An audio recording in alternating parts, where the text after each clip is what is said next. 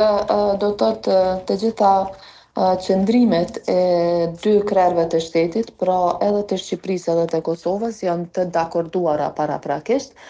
Dhe çfarë është folur me presidentin Trump, presidenti Osmani do ta bëjë të ditur në momentin që kthehet në Prishtinë. Pra ajo do të flas vetë për këtë. Do të flet vetë për temën e çfarë është diskutuar. Por ajo çfarë u pa në formën e funksionimit edhe në agjendën e sotme të bordit paqes ishte Rama teksa mban fjalim dhe i referohet procesit Hagës dhe presidentit Thaçi në fjalimin e tij gjatë, ndërkohë që zonja Osmani nuk merr fjalë ose nuk zhvillon fjalim aty.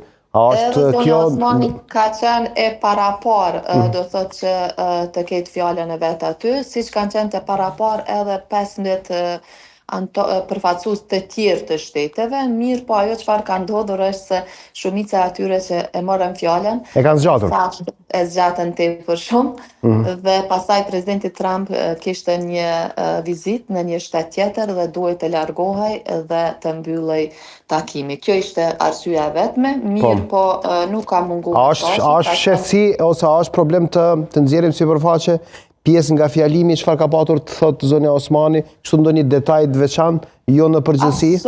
Absolutisht jo, mund